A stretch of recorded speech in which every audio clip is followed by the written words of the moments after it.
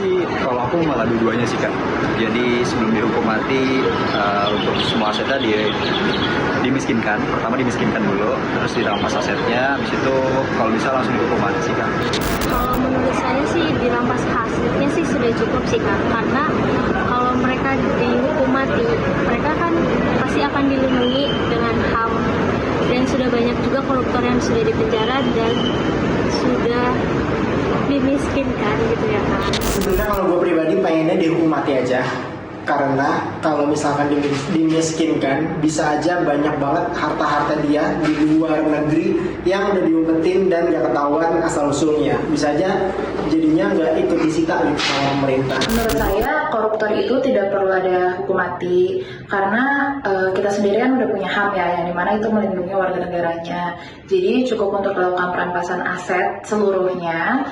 Tapi yang perlu digarisbawahi, pemerintah itu harus tegas dan juga konsisten sehingga perampasan aset ini benar-benar dirampas semua asetnya, jadi benar-benar dimiskinkan gitu. Anda kembali di Cover Both Sides, pemirsa, kita lanjutkan perbincangan. Saya ke Bang Samad. Kalau tadi kita menampilkan Bang ada beberapa perspektif dari masyarakat ya, dan ada sejumlah orang yang memang merasa bahwa sepertinya hukuman mati adalah jawaban supaya koruptor ini pada jera begitu. Nah, apakah ini mungkin untuk diberlakukan secara tegas di Indonesia walaupun di undang-undangnya masih bisa? Oke, jadi sebenarnya kenapa sampai orang mendorong hukuman mati, pemiskinan, undang-undang perampasan aset? Karena orang ingin memberikan deterrent efek. Kan itu intinya sebenarnya, agar supaya orang takut lagi melakukan korupsi. Itu intinya. Kemarahan Pak Prabowo di depan pidato itu juga kemarahan, salah satu bentuk dia marah terhadap perilaku korup orang, korupsi yang begitu tinggi. Oleh karena itu dia ingin memberikan efek jerah. Kira-kira yang begitu saya tangkap. Padahal sebenarnya banyak jalan, banyak cara memberikan efek jerah tanpa harus terfokus pada hukuman mati.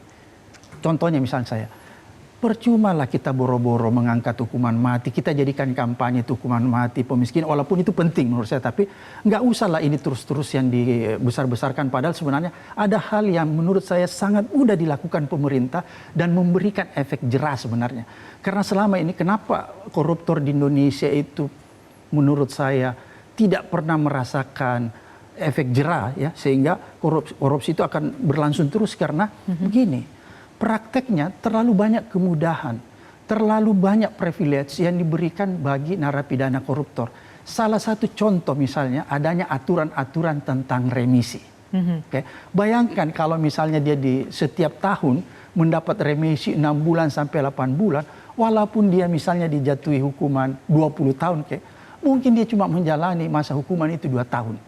Itu kan berarti kita nggak konsisten, pemerintah nggak konsisten. Di lain pihak dia berkuar-kuar tentang perampasan aset, berkuar-kuar tentang hukuman mati. Tapi ada aturan-aturan yang memberi privilege, itu tetap diberlakukan. Padahal sebenarnya kalau menurut saya, step by step lah.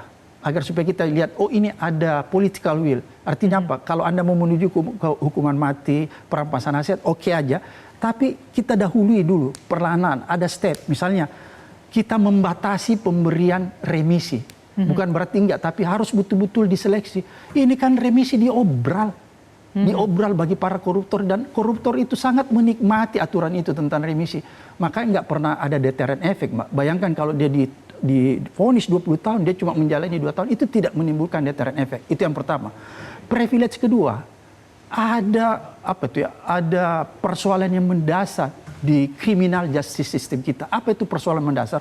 Ketika kita bicara tentang criminal justice system, itu bukan cuma dari penyidikan terus kemudian sampai ke pengadilan divonis, tapi ada sampai pada putusan ketika seseorang udah dimasukkan ke dalam lembaga pemasyarakatan karena perkaranya udah ingkrah. Apa yang terjadi di sana? Rata-rata ya narapidana koruptor itu banyak tidak menjalani masa hukumannya di dalam lembaga pemasyarakatan. Apa yang dilakukan? Dia bisa menyuap. Itu yang terjadi dulu waktu kalau zaman saya KPK kita melakukan. Dia menyuap sipir penjara sehingga dia itu bisa keluar. Caranya apa? Kalau apel pagi, dia memang ada hadir. Tapi setelah apel pagi, dia udah pulang ke rumahnya. Terus apel sore dia datang lagi kembali. Jadi kalau misalnya disidak, ada lagi tuh. Setelah apel sore dia kembali pulang tidur. Jadi dia nggak pernah ada di dalam penjara.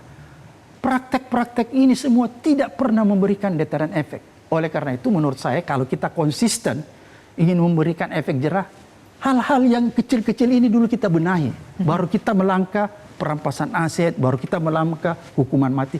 Kalau yang kecil-kecil saja kita tidak benahi, udahlah nggak usah ngomong perampasan aset, nggak usah ngomong hukuman mati, padahal Anda masih gemar memberi remisi. Gimana Anda mau ngomong tentang perampasan aset, Anda mau ngomong tentang hukuman mati, padahal di lain pihak Anda terus memberikan remisi bagi koruptor. Itu namanya ambigu. Masih banyak celah-celahnya ya yang ternyata membuat pemberantasan korupsi ini tidak memberikan efek jera. Bagaimana dengan pemerintah? Iya, kalau tadi dibahas tentang remisi, tentang mungkin bahasanya perlakuan istimewa di dalam lembaga pemasyarakatan. Privilege. Yang pertama, remisi saya rasa penegasan pertama, kalau kita bicara tentang aspek hukum, remisi itu adalah hak setiap narapidana. Namun untuk kejahatan khusus, ada syarat-syarat tertentu agar mendapatkan remisi. Problem tadi memang harus diatasi dengan pengawasan yang ketat. Dan saya rasa Kementerian Imigrasi dan Pemasyarakatan sudah masuk ke wilayah itu satu. Kemudian yang kedua, soal lapas. Tentu saya tidak menafikan apa yang disampaikan oleh Pak Samad tadi. Karena memang secara hukum kasusnya pernah ada. Pernah ada OTT KPK di lapas dan lain-lain. Namun yang ingin saya tegaskan di sini, pemerintah tentu tahu tentang permasalahan itu, sehingga mengeluarkan kebijakan-kebijakan yang berusaha untuk mengatasi korupsi di sektor criminal justice system melalui penyelidikan, pengaduan masyarakat sampai nanti vonis telah berkekuatan hukum tetap. Dan Presiden membiarkan ketika ada bawahannya, khususnya di lingkaran penegak hukum, terlibat praktik korupsi misalnya. Presiden tidak intervensi di sana dan membuka lebar gerbang penegakan hukum kepada seluruh aparat penegak hukum. Misalnya yang pertama, Kejaksaan Agung. Baru-baru ini Jampitsus atau mantan Jampitsus ditetapkan sebagai tersangka, diusut oleh Polri dan saat ini penyidikannya ada di Kejaksaan Agung. Itu proses hukumnya terbuka lebar, diberitakan oleh media, masyarakat boleh mengawasi. Pemerintah dalam konteks itu memastikan proses hukum ini berjalan profesional, independen, dan tidak ada intervensi pihak manapun. Dan mengajak masyarakat silakan berpartisipasi. Ketika ada pelanggaran silakan laporkan. Kalau saat kasus mantan Jampitsus ada komisi kejaksaan, dan saya pernah dialog juga di Metro TV tentang masalah itu.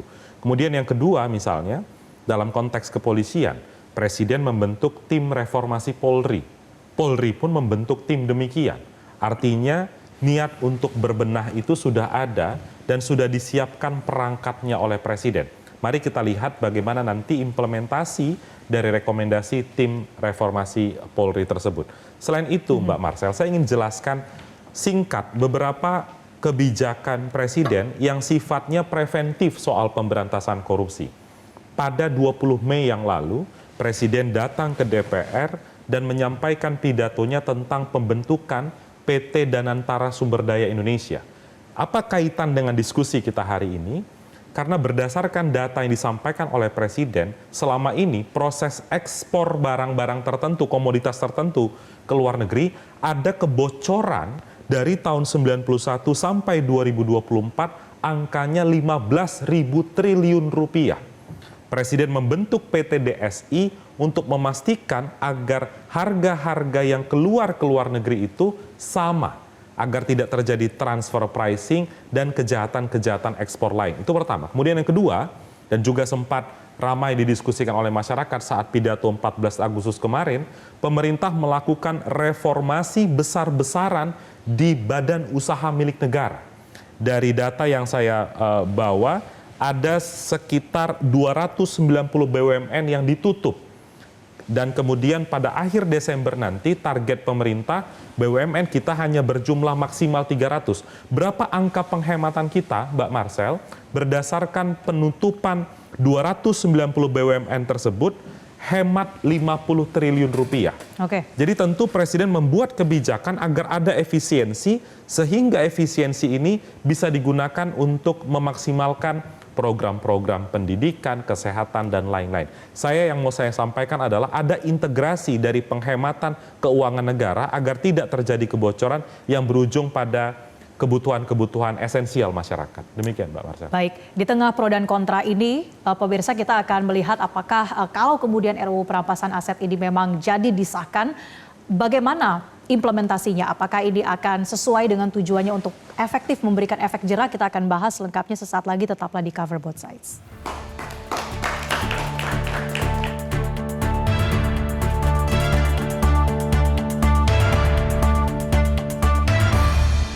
Jelajahi cara baru mendapatkan informasi. Download Metro TV Extend sekarang.